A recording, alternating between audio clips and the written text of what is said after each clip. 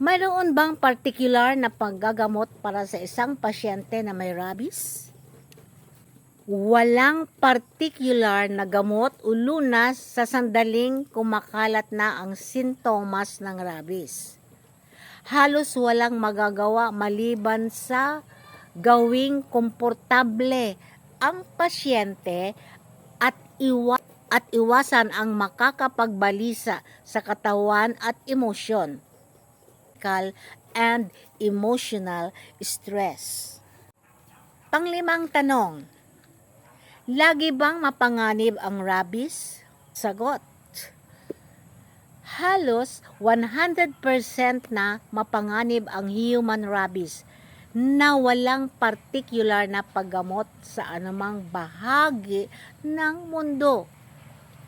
Oh guys, kahit saan pala tayo, kung may pera pa tayo dyan, no? Saan pala tayo pumunta sa ibang panig ng mundo, wala silang mairereseta na gamot para gumaling sa rabies.